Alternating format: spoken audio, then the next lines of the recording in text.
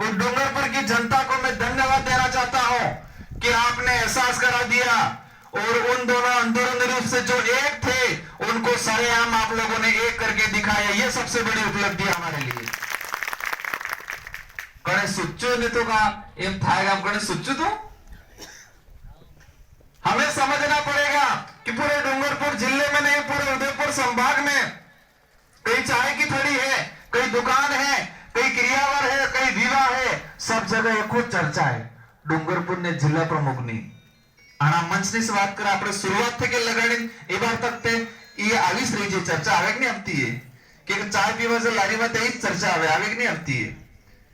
क्या लगता है वो जिला प्रमुख बना है उसकी ज्यादा चर्चा हो रही है कि हम लोग नहीं बैठ पाए उसकी ज्यादा चर्चा हो रही है।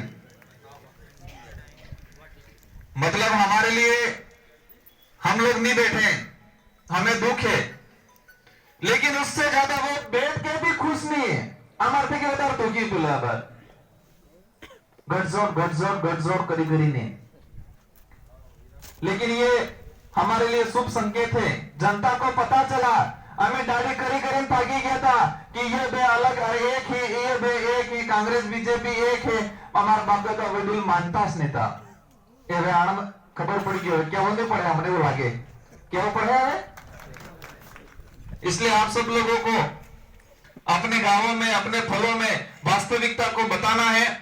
और विशेषकर उम्मीद है ये जो नई सरकार चुनी है हमने पंचायत समिति की, हमारे प्रधान हैं और प्रधान के सामने साथ में जितने पंचायत समिति सदस्य हैं, मैं एक बात कहना चाहूंगा उनके लिए कि चुनाव जो होते हैं वो विशेषकर मेरी दृष्टिकोण से 3 चरणों से गुजरते हैं।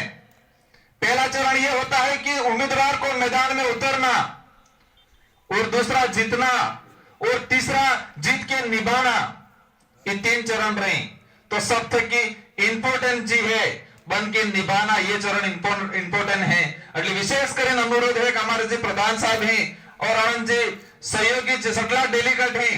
मैं तो ये मानता हूं कि हमारी पूरी जो बॉडी बनी है, सारे जो डेलीगेट हैं वो सारे प्रधान हैं और उनको जिताने वाले सारे कार्यकर्ता डेलीगेट और प्रधान हो। क्योंकि हम लोग कहते हैं हमारे मारजी महाराज गोविंद गुरु ने जी वाणी थी ओस ने नीच ने नीच ने ओस।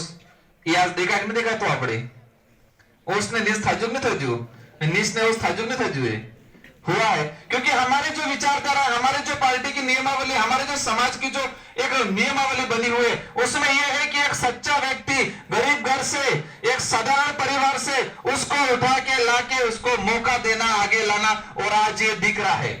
क्योंकि हमारे जो प्रधान बने हैं, उप प्रधान बने हैं, जो डेलीगेट बने हैं, उनके घर में पहले कोई राजनीतिक घराना नहीं था और न ही वो बड़े घराने से है।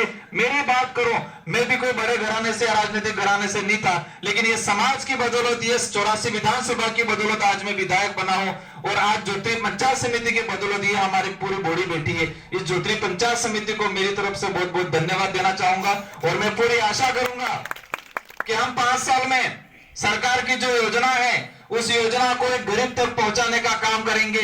प्रत्येक लोगों को, पूरे समाज को, और पिछड़े जितने जाति है, जितने समाज है, उन सबको हमारी तरफ से जितना हो सके इतनी मदद करेंगे। और आगे भी ये जो कार्रवाई जैसे जैसे बढ़ता रहेगा, और जो चुनाव हार गए हैं उनको भी मैं कहना चाहूंगा कि आपको भी निराश होने की जरूरत नहीं है। मैंने चुनाव के 3 चरण बताए थे। एक तो मैदान में उतरना, सबसे बड़ा चरण यह है कि कम से कम हमने मैदान में उतरने का साहस तो किया। हारे जीत होती रहती है, आज हार गए कोई दिक्कत नहीं, आने वाले समय में और मौका मिलेगा। और मैं उम्मीद करूंगा पंचायत समिति के जितने हमारे कार्मिक हैं उनका व्यवहार बहुत अच्छा है, और मैं उनसे उम्मीद करूंगा कि ये जो हमारी बॉडी बनी है उस बॉडी को भरपूर सहयोग करे, और ये 5 साल तक ये ज्योति पंचायत समिति के लोगों को कभी भी किसी प्रकार की परेशानी नहीं आनी चाहिए। ये जो पहिया चलाना है, ये जो गाड़ी चलानी है, जो प्रशासन और ये जो हमारी पंचायत समिति के जितने प्रधान और डेलीगेट हैं और सारे जो सरपंच आए हैं, आप सभी को मिलकर 5 साल तक व्यवस्थित ये पूरा कारवा बढ़ाना है। आप सभी को धन्यवाद। जय जवाहर, जय आदिवासी, जय बिल प्रदेश, जय संविधान। एक बार अंत में और पूरे ज्योति पंचायत समिति के जो कर्मठ कार्यकर्ता है, जुझारू कार्यकर्ता हैं, आप सभी को मेरी तरफ से तहे दिल से जोहार।